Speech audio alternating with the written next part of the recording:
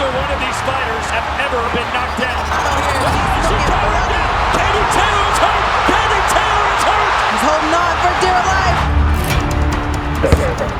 I only know 2 dates off the top of my head. I know March 8th, 1971. Yeah. That's the fight of the century. Yeah. And I know April 30th, 2022. They fought for history, and they're making history! Katie's Katie's being buckled! Oh my word! You're in that conversation, Yeah. which is pretty wild, right? Madison Square Garden is the mecca of boxing. To actually dance in the same arena as some of the greats in the sport is exactly where you want to be. I'm so grateful. There it is, yeah!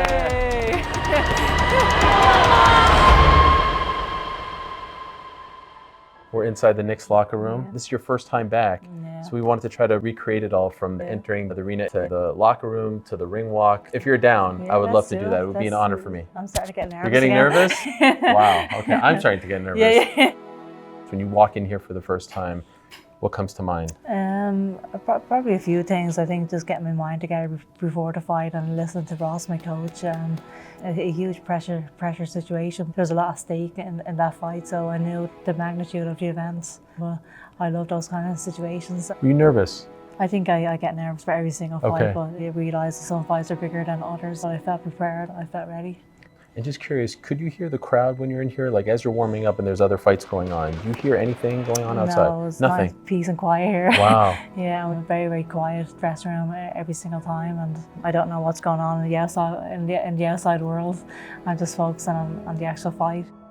Do you have any superstitions, things that you do in the locker room before a big fight? I do read the same Bible verses before every single fight. Is that the verse that's on your trunks? Exactly, Psalm 18, and it's actually one of David's Psalms, and David's one of my favourites in the Bible. It still has the same effect today as the first time I read it. It says, "It is God who arms you with strength. He makes my way perfect. He makes my feet like the feet of a deer. He trains my hands for battle. My arms can bend a bow of bronze. You give me your shield of victory, and your right hand sustains me, and you stoop down to make me great."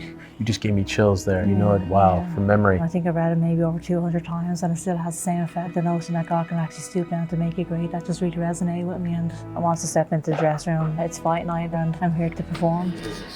Same as you always do. Let's do it. Here we go. After you. You were so in the zone. Like, do you think of anything? Do you remember anything? Are you? This is it. I'm here now. I'm here to fight, and this is what I'm born for. When we saw you walking down this hallway, her music was still playing. The music was different than yours. It was a lot more upbeat, Yeah, right? It was yeah. very Puerto Rican style. But yours is about to hit. Yeah. And your song was a lot more Mellow. mellow.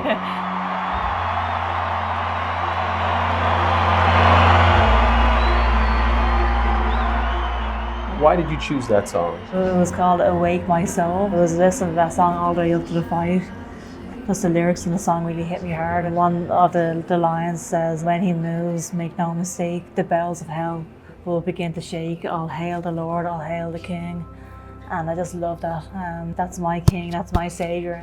That really resonated with me in the lead up to the fight. You had never walked out to that song before, right? No. Yeah. Is it true that sometimes in the past you didn't even know what the song was going to be? Yeah, that you walked out to? That is true, yeah. Well, how's that possible? Because for some people, they care so much about the music, right? It's like such a big thing. Yeah. You would just leave it up to someone else to pick. Yeah, my manager usually picks for the most part, and it's funny when I'm about to make my walkout on some of the fights, I'm thinking all of a sudden, I wonder what song is going to be playing. Really? And But, why are you so carefree about the song? I mean, I'm just there to fight, regardless. Obviously, in the biggest fight in my career, I took it a bit more seriously than other times. Have you ever heard a song that he chose for you and then afterwards said, "I didn't like that song, never again"? Yeah, sometimes. Yes? Really? Yeah. That is amazing. Yeah. By the way, did your manager, Brian, pick the last one? I picked the last one as well. So things are changing here. Things are changing. Okay, you're getting a little more particular. Yeah, exactly. Very kind of you. All right. Good to see Good you. to see you, Eddie. How are you? You all right? Yeah, Good to see good, you. thanks. This is a nice moment, by the way, because we're just recreating the ring walk with Katie. And you were a part of the ring walk. Ooh, Here you are. Yeah, right. And you were wearing a snazzy Well, I'll tell tuxedo. you the story. I've only worn it twice. Wow. The first night was when Anthony Joshua boxed Andy Ruiz here, Okay. and Katie boxed Bassoon on the same night, Yeah. right? Katie won, AJ got beat. And I remember walking through here, and I just took my bow tie off, and I thought to myself, I am never wearing a bow tie again in my life. And then when Katie boxed Serrano here, and we sold it out, I thought to myself, you should wear the bow tie and tux. And I was like, no, I don't, because obviously it's just bad luck, bad vibes. And then I remembered that she won that night, right? So I put the bow tie back on. And as the decision was being, it's funny what goes through your mind. Yeah. I'm saying, no, please. Yeah. If she don't get this decision, you're burning that thought. So yeah, I'm not wearing one tomorrow. I might wear one at the 3 Arena. Yeah. Same bow tie as the Josh? Yeah. Same exact one. Wow, I thought maybe you threw it in the garbage. I remember the burned ring it. walk, like the ring walk was unbelievable, you know, and it was the mix of the two fans. I feel like that was the night for everything that she's achieved.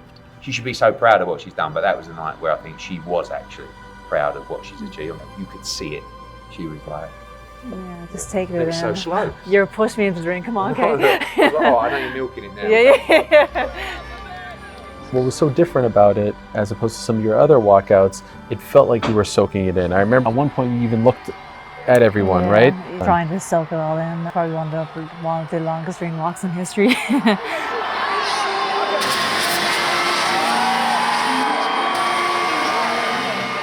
All the years of hard work, all the years of sacrifice, and I get to enjoy this moment. Fights like this are just so special because it is for the next generation of fighters. I wouldn't be in the position that I was in, myself and Amanda wouldn't be in this position if it wasn't for the women that went before us as well. The likes of Layla Ali, who was actually here at the fight. Women like her, Christy Martin, Deirdre Gogarty, all these amazing female fighters who have paved the way for us. At any point, did you look at what Jake Paul was wearing and say, what the hell is that? Did that ever cross your mind? It was like, very distracting. Yes, I thought so too. I liked Eddie's outfit a little bit more. I'm not just saying that because he might be still around. There's that moment when you guys had the face-off and she says to you like, I love the shot because they went right on her and you're like nothing. So she's like, this is amazing. And Katie's no-selling it. What are you thinking? Like, because I'm just here to fight. You're just here to fight. You're not here to exchange in pleasantries or anything like that, right? It's amazing, but now I'm here to win and I'm here to fight, and that's basically it.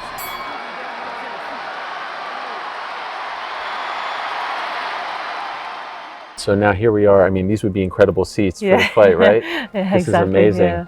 Do you recall the beginning of the fight? Like, how do you feel like you performed in those early rounds? Yeah, I thought the area rounds were very, very good, very smart, solid rounds. Good hand speed from Katie Taylor. I wanted to ask you about was you never sat down in between rounds. Why was that? I just don't like having to get up off the stool. I'm listening to my coach. Hey, listen. Just don't go head hunting crazy here, right? We gotta change this sometime. She's coming in small. That's why, hey, you take a chance behind the jab. Pick her up with enough. Ross is just a brilliant coach, I have to say, and it's so important to be coming back to a corner you trust. Every single time I'm hanging on every single word he says. Can we talk about that 5th round? Yeah, no. No? Would you rather not? No, I'm joking. Have you erased it I'm from your joking. memory? Round 5, scheduled for 10. Serrano comes out with a quick punch, answered by Katie Taylor. Yeah. Would it be fair to say maybe Katie's taking way more than she's throwing. the most trouble you've ever been in as far as a pro? Oh, she may have hurt Katie there. Katie was falling forward, but then Katie snaps her face. Best round of the fight. Yeah, I mean, I believe it or not, I came back into the dressing room after the fight and everyone was talking about the 5th round. I was like, why, what happened in the 5th round? Wow. Blood from the nose of Katie Taylor from Amanda Serrano here. She's looking bloody. Katie Taylor is hurt. Katie Taylor is hurt. She's holding on for dear life. I obviously took some heavy shots in that round. On one hand, I came away from that fight completely reassured. I took her best shots and I was okay. We've never seen Katie in trouble like this before. You know, we wondered if Amanda Serrano's power would go up to 135, and the way it has below 130, it absolutely has. Look at the Puerto Rican sensation go. Katie is taking so much damage right now. She's off balance. She has no legs. I think people are talking about it as if I was about to get killed or something, but I was absolutely fine. I'm there to fight, and I have a huge heart, huge chin, and I took her best shots.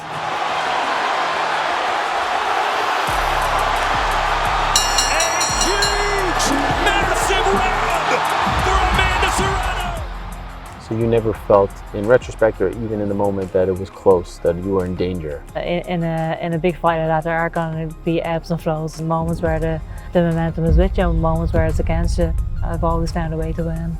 came back after that, and it looked like nothing had happened, right? Like you were fresh. You can never count out Katie Taylor. You can't muster up that courage just in a fight. You have to muster up that courage week in, week out during the training camp. When you do that, you can show the heart during the fight as well. Like going into the 10th, you see yourself in this moment? What are you thinking? I'm thinking, put your hands up and It all comes down to this. Those last 30 seconds were incredible. The problem with me is that I do love to fight probably a bit more than I should. I love standing there and having a bit of a tear up. Katie taking some big shots here. But she's landing some too. She is. Both fighters are spent. It looked like you guys were in a phone booth and you were just slugging it out. A fight worthy of the occasion. They fought for history, and they're making history. almost goes Katie's down. knees buckled. Oh my word! The female fight of the year. Who won? I do not know. Wow, what a fucking fight. One of the best fights. One of the best fights. One of my favourite moments after the fight was finished. This is before the decision was actually announced. Myself and Amanda had our arms around each other. I guess receiving all the praise and honour from everybody. This is a historic moment for both of us. Did you think you had done enough? You never know with these judges. You never know. And I remember, and then when they say, and still. For the winner by split decision, and still. It's joy, it's relief, it's all the emotions. I mean, look at that emotion there. I mean, you're banging your chest, you're screaming. Not something we often see out of you. You internalise everything in the lead up to the fight, the ups and downs of a training camp. You have good days, you have bad days. You're beating your body up all for this one night. And so when the fight is over, then I can relax and I can actually enjoy this victory. The whole crowd erupted. It was just a special moment. The whole atmosphere, everything that was at stake. The two cultures coming together to be the biggest fight in female boxing history. Just an amazing moment for the sport, really. That definitely was a huge highlight and definitely the best night in my career so far. Even though the fight was tough on the body, I'm so grateful that it was that kind of a fight, because to be involved in such an amazing caliber of fight like that was great for the sport, great for female boxing, and it was, when you look back, it was absolutely worth it. Even in the hours after the fight, the streets in Manhattan were filled with Irish people singing and celebrating the win. We definitely took over New York that night, the best fights of my career and the biggest nights of boxing. This girl, all night, she can box and move all that. She wants to stand there and fight. That's the Irish in her. You're going back home, finally. Could you possibly put into words what all of this means for you? Pinch myself nearly thinking this is actually going to happen. I have the chance to actually fight in front of my home crowd. Yeah, this is absolutely incredible. I'm so excited. As a professional boxer, I haven't had a chance to fight at home yet. This is exactly what I wanted. Good luck, all the best, and thank Ariel. you for reliving this great night with us. Thank you so much.